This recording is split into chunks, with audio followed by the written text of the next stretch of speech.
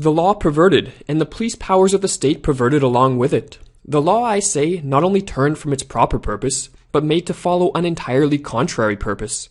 The law became the weapon of every kind of greed. Instead of checking crime, the law itself guilty of the evils it is supposed to punish. These are words which in 1850 Frédéric Bastiat, a French political philosopher and economist, chose to begin his most famous work, The Law. The key theme of this book is an examination of what happens to a society when the law becomes a weapon of those in power, rather than a tool to protect the rights and freedoms of individuals. While Bastiat was writing over 150 years ago, his words on this important subject continue to be extremely relevant and insightful. To understand how the law can become a weapon of those in power, and the effects that arise when it does, we must first discuss what Bastiat saw as the proper function of law. When discussing the role of law, Bastiat saw it as useful to pose the following question.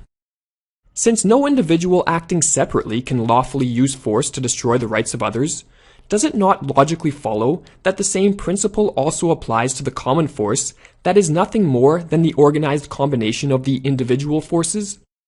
In other words, Bastiat believed it to be commonsensical that if an individual is prohibited from committing a certain action because it harms others or their property, then a group of individuals should also be prohibited from committing these same actions. With this idea in mind, Bastiat stated, "If this is true, then nothing can be more evident than this. The law is the organization of the natural right of lawful defense. It is the substitution of a common force for individual forces.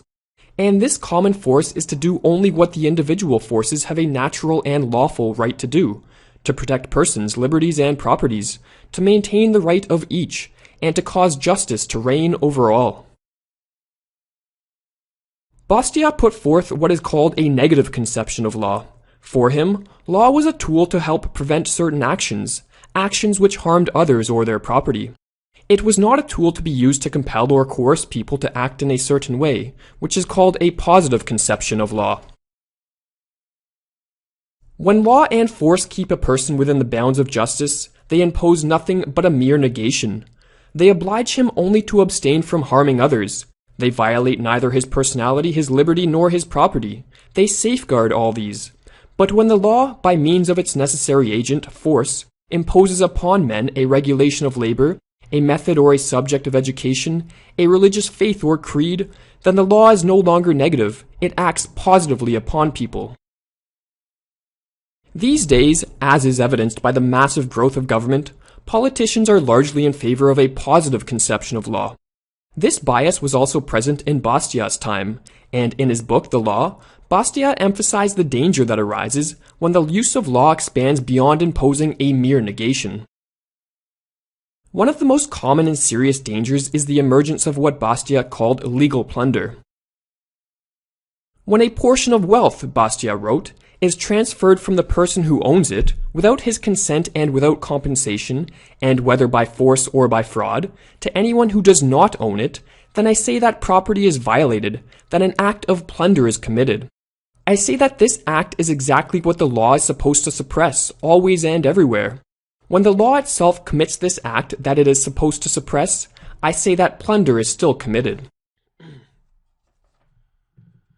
According to Bastiat, plunder becomes legalized plunder when it is undertaken by those who control the law, or in other words, when those in government use the power of the police, courts, and jails to involuntarily transfer wealth away from those who have obtained it in a voluntary manner. Bastiat believed that the main motivational factor behind legalized plunder was stupid greed, or in other words, the desire to obtain wealth in the easiest manner possible.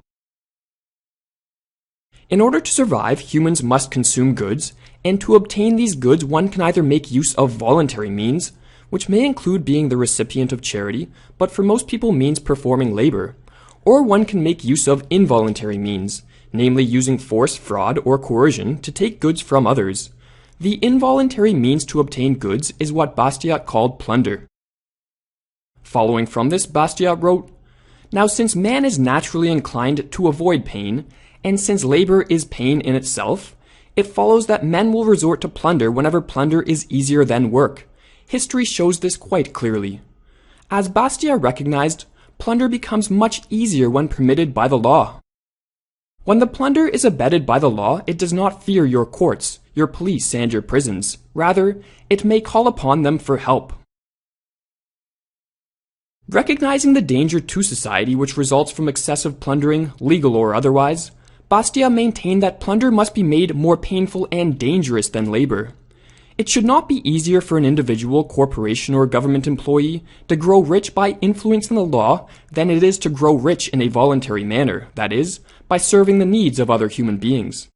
But to make plunder more difficult than labor, the law must be restored to its proper function. However, Bastiat was not naive in thinking that such a change to the law would be easy. Often groups who are initially the victims of legalized plunder try to gain power not to put an end to it, but to take part in it.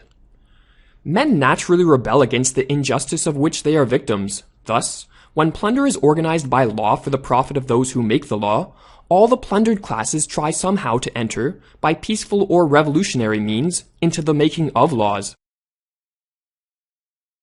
As legalized plunder becomes increasingly accepted as a suitable and even necessary means to obtain wealth, its nefarious effects are largely forgotten. The present-day delusion, Bastiat wrote, is an attempt to enrich everyone at the expense of everyone else, to make plunder universal under the pretense of organizing it. Bastiat recognized that not all legalized plunder was driven by stupid greed, that is, by laziness and the desire to enrich oneself in what is seen as the easiest manner.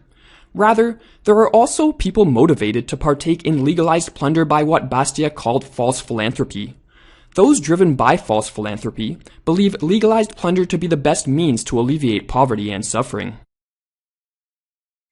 When a politician views society from the seclusion of his office, wrote Bastiat, he is struck by the spectacle of inequality that he sees.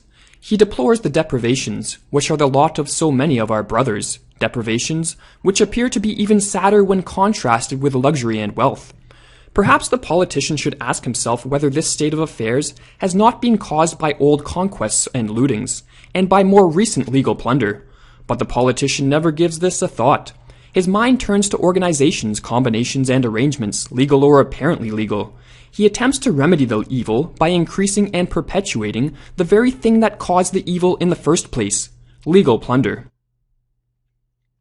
While Bastiat deplored what he considered false philanthropy, he was not in any way against helping those in need. Rather, he believed that the alleviation of poverty and the provision of services, such as education, could be done most effectively in a voluntary manner, as he wrote in one passage directed to the socialists of his day, but which applies to anyone who favors massive government intervention in society. Socialism, like the ancient ideas from which it springs, confuses the distinction between government and society. As a result of this, every time we object to a thing being done by government, the socialists conclude that we object to its being done at all. Bastiat continued by writing, "We disapprove of state education, then the socialists say we are opposed to any education. We object to a state religion, then the socialists say that we want no religion at all. We object to a state-enforced equality, then they say that we are against equality, and so on and so on. It is as if the socialists were to accuse us of not wanting persons to eat because we do not want the state to raise grain." This belief that if the government does not provide a certain service, then no one will, is still prevalent today, and helps explain why so many people favor big government. Bastiat suggested that the belief that only governments are capable of providing certain services arises from a perverse view of humanity. A view which maintains that free individuals lack the compassion, concern, and capability to help those in need. And to conclude, we will quote Bastiat, who pointed out the absurdity of this belief by posing two questions. If the natural tendencies of mankind are so bad that it is not safe to permit people to be free, how is it that the tendencies of these organizers are always good?